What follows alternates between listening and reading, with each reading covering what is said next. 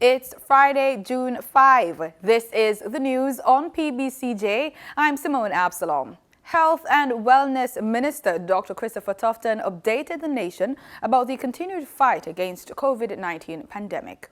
So I'm happy to report that we've had no new case over the last 24 hours. The total number of confirmed COVID-19 cases remain at 591. There are 368 Jamaicans who have recovered to date, with 7 new additions in the last 24 hours. So 7 new recoveries and no new positive case. That puts the island's recovery rate at 62.3%. So there's an improvement in our recovery rate, which again is worth recognizing and celebrating.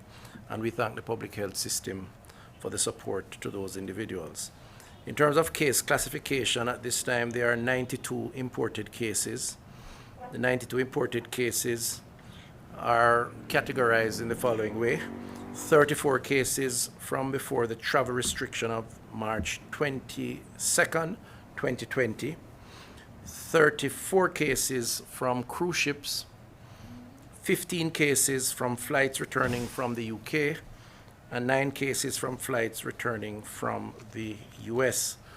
In other words, since we started to repatriate our Jamaicans, whether from cruise ships or otherwise, we have had a fairly high increase.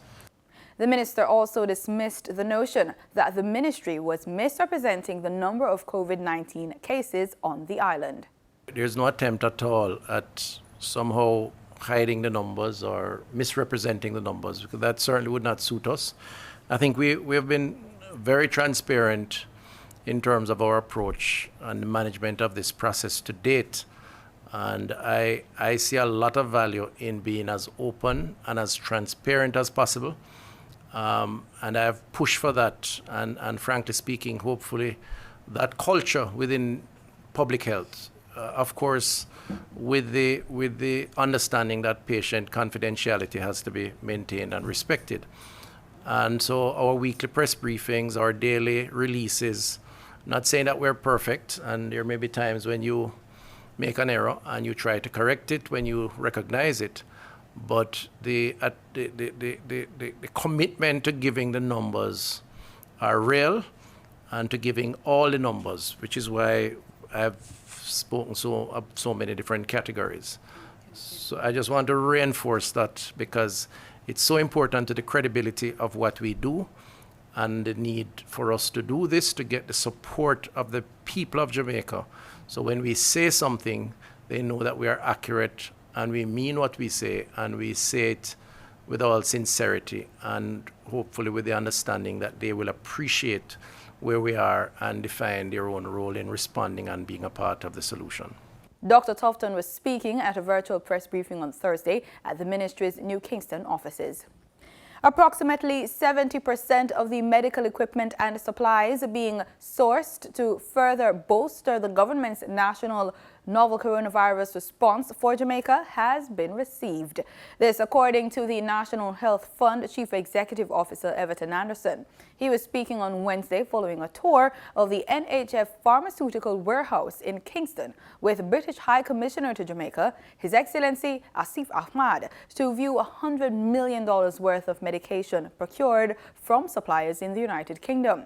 The list of items already in the island also include stretchers, infrared thermometers, the N95 masks, which along with the remaining supplies to come have been acquired from suppliers in the United States of America, Ireland, and the People's Republic of China. Tourism Minister Edmund Bartlett says the reopening of the sector is crucial to the economy and job protection for those working in the sector. 350,000 industry workers have been negatively impacted by the COVID-19 pandemic, which forced the sector to a halt. Then, of course, we must earn. We must get back out there to produce and to be able to secure our own well-being and deal with our domestic and familial relationship and the cost of living that we have to deal with. So the government of Jamaica, or any government, cannot indefinitely provide stimulus packages and to sustain the well-being of people. We have to get back to work. And I think that it's important. And I make the point because we did a survey of 8,000 workers, and 93% of the workers said we want to get back to work. So what we have to do is to find a mechanism that will enable them to get back to work safely. And I think that's what we're working through. According to the minister, it recently donated 10,000 masks to frontline industry workers as part of the wider work to safeguard the well-being of workers when the sector reopens. We were so impressed too with the type of arrangements that are being made to protect the workers and the PPEs that have already been bought by some. I'm not saying everyone has yet, and that's why the financial support we're talking about to help, particularly the smaller hotels, to become COVID compliant in that regard. But you should see the mask as well as plastic screenings that the workers are being given to wear, the uniform that they have on, the gloves that they're wearing, and then to see the equipment for sterilizing and sanitizing the areas.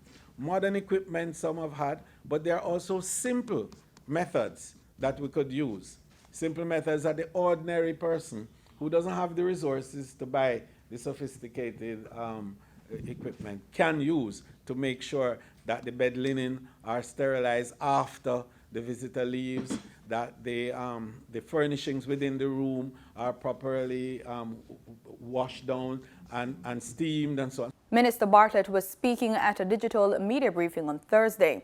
According to the Tourism Ministry, the estimated overall loss to the economy from visitor expenditure from stopover arrivals is $107.6 billion, while the projected loss of direct tourism revenue to the government due to COVID-19 from April 2020 to March 2021 is $38.4 billion.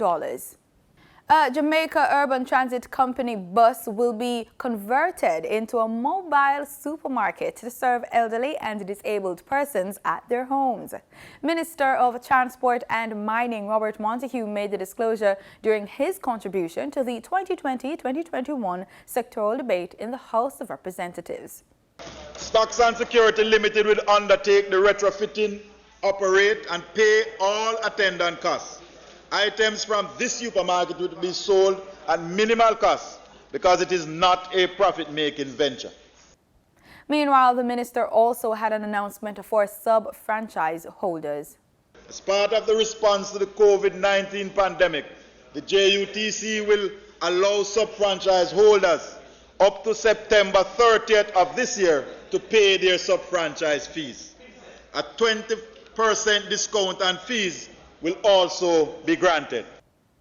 Minister Montague also disclosed that frontline workers will continue to ride free on the JUTC and Montego Bay Metro buses until the end of August as another gesture to ease hardships caused by the COVID-19 crisis. He used the occasion to call for the public to protect the buses.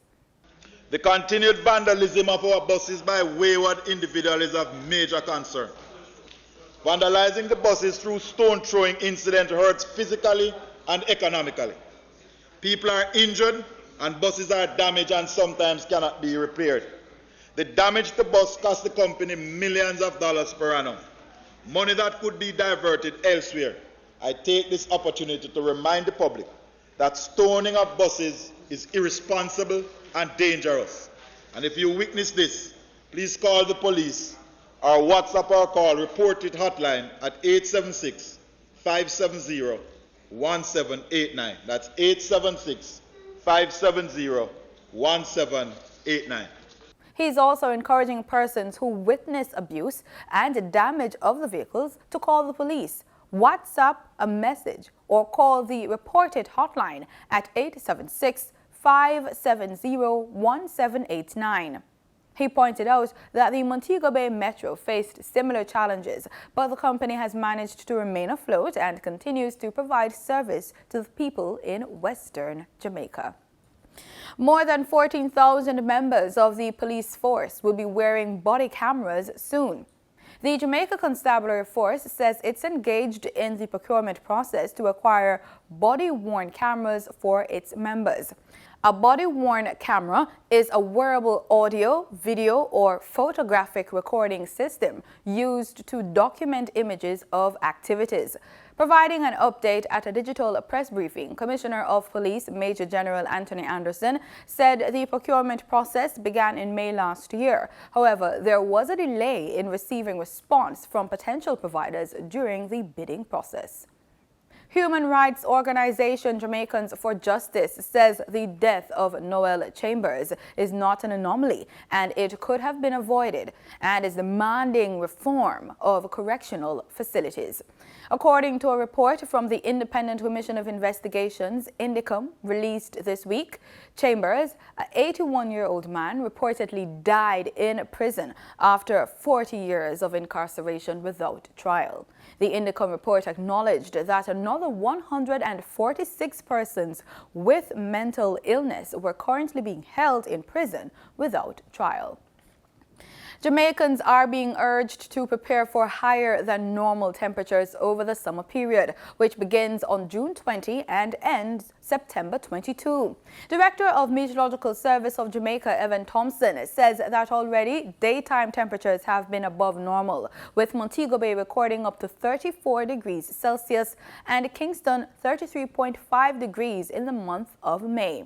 Mr. Thompson says temperatures are projected to be above 34 degrees Celsius, which he notes can cause dehydration. Meanwhile, Acting Director of Emergency Medical Services in the Ministry of Health and Wellness, Dr. Curdell Espinoza Campbell, is encouraging residents to take the necessary steps to stay hydrated through regular intake of water. Time now for the business report with Gabrielle Thompson. In Thursday's trading session, the JSE combined index advanced by 295 points to close at under 400,000 units. Overall market activity resulted from trading in 83 stocks, of which 33 advanced, 36 declined, and 14 traded firm. The junior market index advanced by 34 points to close at under 3,000 units. Stocks advanced for AMG Packaging and Paper, Blue Power Group, and Cargo Handlers Limited. Stocks declined for 138 Student Living Jamaica, Barita Investments Limited, and Caribbean Assurance Brokers Limited. Trading firm were 138 Student Living Jamaica, 1834 Investments, and Access Financial Services. Wigton Wind Farm Limited ordinary shares was the volume leader with 3.4 million units, followed by Trans Jamaican Highway Limited with 2.6 million units and Carreras Limited with over 1 million units. Now for the foreign exchange. The US dollar on Thursday, June 4, ended trading at $141.97. The Canadian dollar sold for an average $105.78. The pound sterling traded for $179.59, and the euro ended trading at $161.31. Oil prices rose on Friday after OPEC decided to move up discussions on whether to extend record production cuts to Saturday, indicating that some laggard countries may have agreed to align themselves with the deal. Brent crude futures were up 27 cents to settle at $40.26 a barrel. West Texas Intermediate crude futures rose 17 cents to $37.58 a barrel. That's it for the business report on PBCJ. I'm Gabrielle Thompson. Let's now join Alicia Steele for the entertainment report. We're back. Yes, we are back with entertainment recap on PBCJ. I'm your host, Alicia. Let's dive into it. You see me? Yes, dancehall artist and raving king Ding Dong hosts an Instagram challenge, Mirror Mirror. Yes, he hosted it and it is going on. It started on June 1st, which is Monday, and ending today, Friday, June 5th. First place winner is getting $100,000. Second place, $30,000. And third place. Yes, there is a third place of $20,000. So it's a win-win situation for 1, 2, 3. But before we hear who is the winner, which I'm excited to just rush on to Instagram and hear creativity out there. So just take a look of the contestants or them go on with themselves in the Mirror Mirror Challenge. Rags to riches production.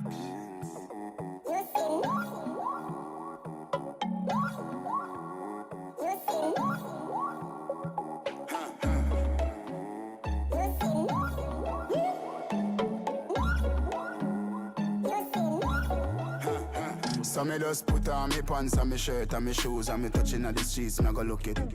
Mirror, mirror, mirror, mirror, mirror on the wall. You see me? Now the baddest and the maddest and the hottest thing I walk around. You see me? Them a parade me thing but them a flap because them not have the code.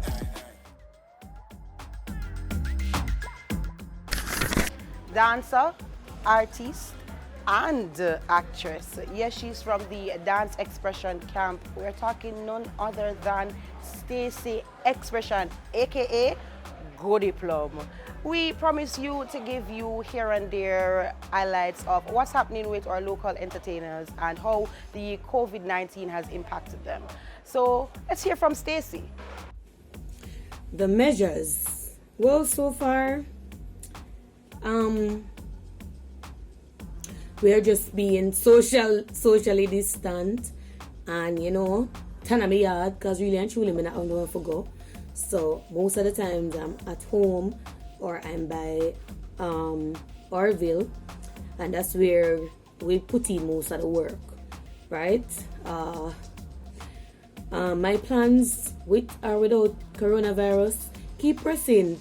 Presently, I have music. A couple music to be released. You don't know, my music name is Goody Plum. So I have a couple music to be released. And yeah, they just look out for much more music videos and all of them things there. So Corona not gonna stop me. It might slow me down, but it not gonna stop me. Well, so far what has happened in terms of my dancing career and acting career because of COVID-19, wow. Definitely everything has spiraled downward, but you know, we have to keep pressing. My classes have now moved to online. I have a couple shows cancelled and all of that, but still have to make it work, you understand? Presently, we're doing we as in me and my dance group that I'm in, Dance Expressions, we are currently doing some skits called Queer Comedy and uploading on YouTube, and it's getting a really good feedback so far. The online classes are working pretty well, but you know, time's slow now, so everybody are cry. So we used to charge them X, you have to charge them Y now just to make it work. But yeah, coronavirus really has affected my career, but with the help of God, I'll pull through. On that note, it's a wrap. Thanks for watching PBCJ's Entertainment Recap. I'm your girl, Alicia. And remember, big up you!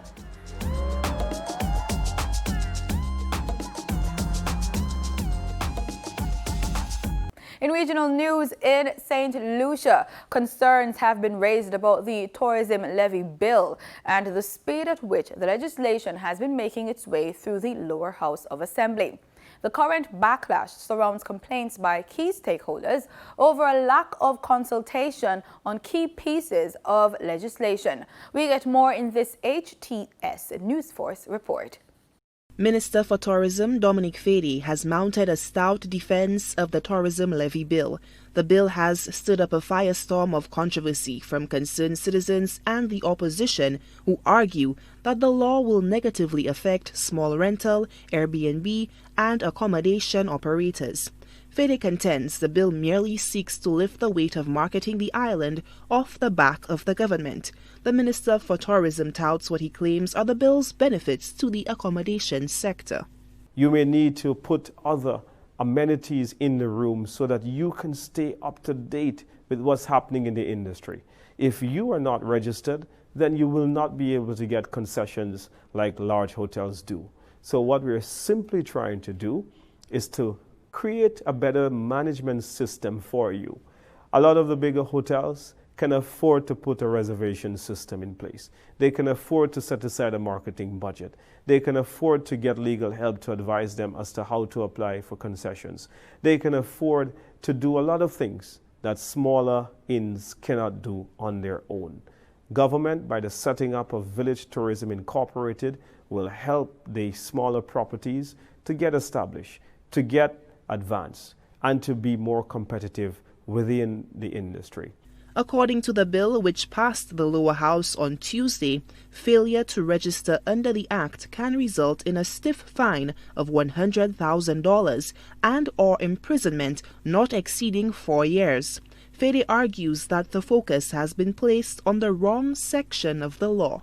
I think it is disingenuous for anyone to take just a very small sentence in an entire 7 or 8 piece amendment to a legislation to say that that is the true representation of what the bill is. It is reckless, it is irresponsible, and it is political maneuverings only to cause scare. But we have seen this in the last 4 years. We have seen whereby instead of coming and reasoning and giving the St. Lucian people the truth, that the opposition St. Lucia Labour Party, all they have done is to present themselves in a manner that is scaring the people. Moreover, Fede says these actions are to ensure the collection of funds to meet the marketing needs of the destination. Many years ago, there was a tax called the Hotel Accommodation Tax. And in that tax, even today, the former Prime Minister of St. Lucia, Dr. Kenny Anthony, is on record of saying that hoteliers owe millions of dollars in this tax. And the reason why we have had to ensure that the penalty is at the strictest that it can be is to send a very strong signal to the hotels that we are serious about collecting or them collecting the monies on behalf of the government to ensure that this tax is remitted to the government so that we can then fund the marketing activities of the tourism authority. Senator Timothy Mangal was on board with the tourism levy bill. He highlights the benefits of a standardized tourism industry for all stakeholders. From the Airbnb, the small hotels, the larger hotel, we could all do so as St. Lucia rather than have one standard for the smaller hotels and another standard for the bigger hotels. So I think it's a good idea to be able to capture everyone within a registration process. It has been said that this is just another ploy to get the government to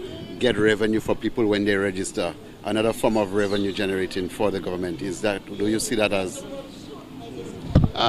No, you see, as anything else, when you do register, when you do formalize into a sector, you will be given all the necessary assistance. Those assistance, those support does not come for free. You would understand that. You travel on a minibus, you would have to pay your fares. So if St. Lucia will be marketing on a whole together with smaller businesses, smaller hotels, Airbnb, and you will be benefiting from that market, naturally, if you are going to make a profit, that you should pay your contribution as well towards that sector. The Ministry for Tourism says the legislation is intended to empower the accommodation sector and bolster village tourism. Solange Alfred, HTS News Force. In Trinidad and Tobago, Police Commissioner Gary Griffith says Black Lives Matter for his officers too, as he continues to speak out against those opposed to the Bail Amendment Bill. TTT News' Ian Watson reports. Responding to New National Vision political leader Fuad Abubakar, who engaged in a tit-for-tat with the police commissioner on social media, the police chief said he understands Mr. Bakar's plight, but the real enemies are not the police. He said the real enemies are the criminals. My 10,000 police officers, those Black Lives Matter to me as well. So when persons speak and they try to discredit the police service and try to put pressure on them, it takes just 1 second for an inaccurate decision and that officer could lose his life. So the Black Lives Matter of my police officers as well. He said if we really want to compare our situation to that in Minneapolis, USA, it must be remembered that the offending police officer there had 9 previous similar charges against him. The commissioner made the point as he took aim at those who are opposed to the bail amendment bill. We had an individual recently that was arrested 13 times for an illegal firearm, and 13 times he was released. We have information that he was instrumental in killing 40 black lives. But every time he was released, he went back out, got another firearm, and then went to kill again. So if it is we really want to look and we have bitterness, it is those individuals who have a problem with a bail amendment bill to make sure that when those persons are held, we can save black lives out there. With the help of a police officer illustrating the minimum use of force, Commissioner Griffith demonstrated the proper policies police officers should follow when faced with persons who are cooperating and those who are not. This is how an officer is supposed to pick this person up.